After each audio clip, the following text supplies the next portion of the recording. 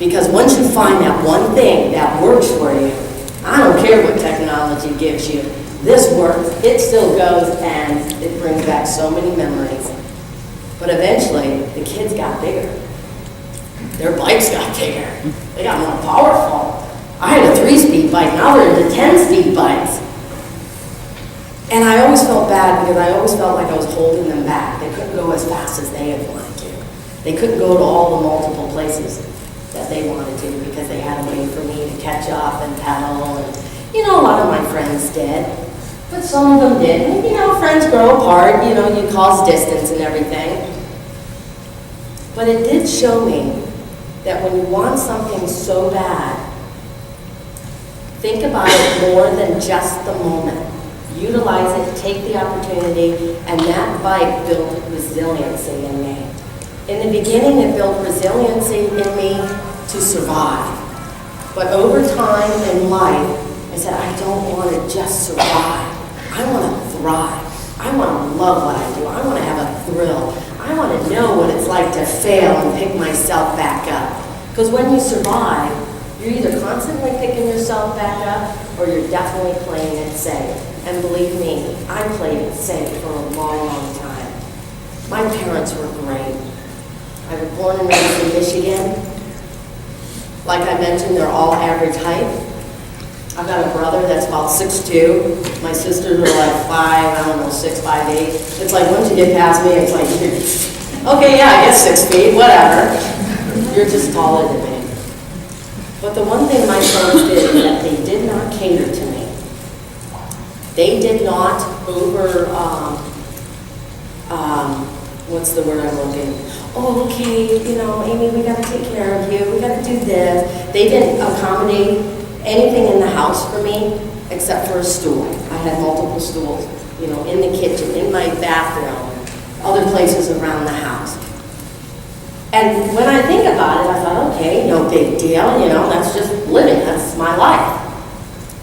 But it wasn't until I got older that another little person came to my house, and she was almost appalled at my folks, at my parents, and even bewildered why I wasn't more upset that my folks did not do a whole heck of a lot more for me than what they did.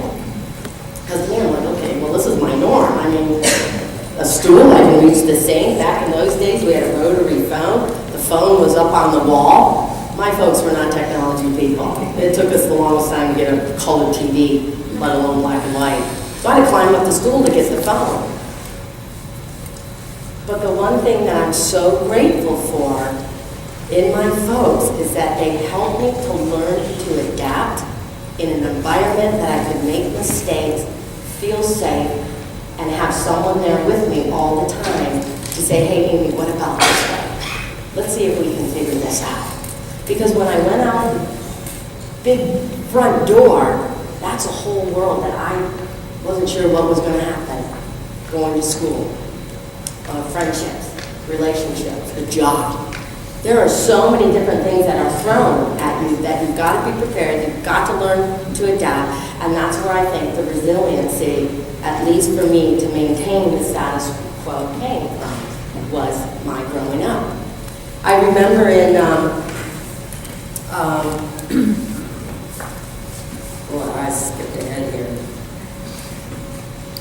I remember growing up my first day of school. I didn't think anything of it. I mean, when I looked in the mirror, I looked up, I'm just Amy, you know, I'm short. I had friends and everything was comfortable. But going to that first day of school, I don't know, something got to me and I was terrified. I was petrified.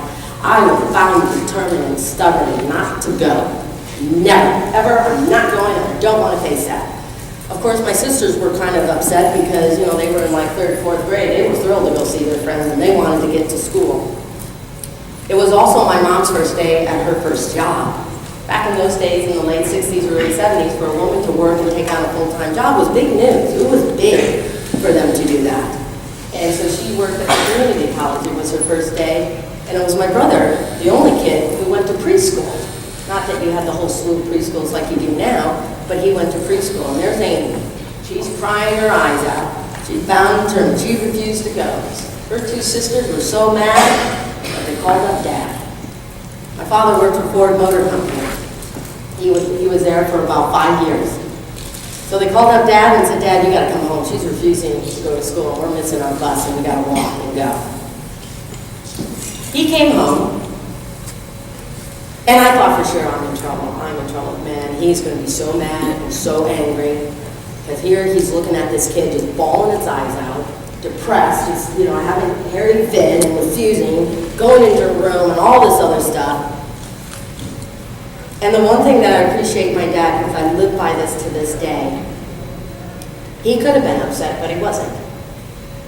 He said, Amy, you know what? He goes, God doesn't make mistakes. He goes, there's a reason and a purpose that you are here.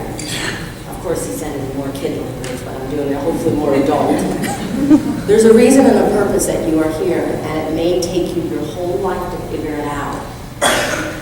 But you matter, and we love you very much.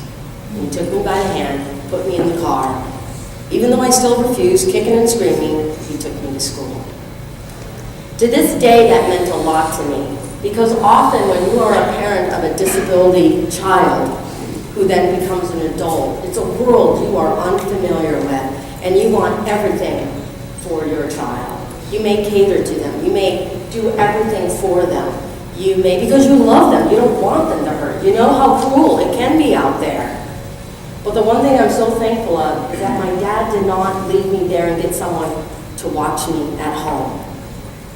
Because if he would have done that, then I would have probably have escaped multiple other challenges that I would be facing the rest of my life. But he picked me up, he took me to the school, and then it dawned on me after a while, and I thought, if I wanted to blend in, this was not a way to blend in, because now I have the whole class looking at me, tears running down my face, walking into this classroom, and yeah, I went to a new classmate, Amy Knight at the time, Amy Knight. But again, to this day, I always go back to that. When I face a challenge, when I thought, man, I really don't want to do this, I really don't. But I said, but you know what, if you start saying no, if you start saying you can't, what is it deep down that I think all of you guys do to help those with disabilities that are facing huge challenges? You have to be the reason to pick yourself up and to take that first step each and every day. Because dreams are hopeful, and each and every day is a brand new day to have an opportunity to start over. So I have said no to multiple things. I had, because I didn't want to fail. Not that failing was bad. I didn't want to have other people see me fail. Not that that would be a problem, but I didn't want other people to see me fail and now think, oh, it's because she's a little person. So if she failed at this, guess how many other things that she cannot do. I had so many what ifs and so many worries and so many, I don't know what. I look back at this day, I don't regret it. I would have definitely done things differently because I would not be the person I am today if I didn't face all of these other things or if I denied or said no. Education is huge to me. I got teased a lot. I got bullied a lot. And it's not like I had one big event happen to me. It's what I refer to like a woodpecker. That's something that just keeps pecking at you. You know, keeps pecking those little whispers. A group over here calling you names, and you're with the other group. And now I'm worried about, now they're going to wonder, well, why are we associating with her? These people don't like her and doing this. And, you know, oh my gosh, the things that went through my brain. It's amazing I'm not committed. But it's like that woodpecker every single day. And education is so very important because that is one thing that no one can take away from me. And as I, explain to all of my kids, especially in a debt society, and half these young people are in debt going to college,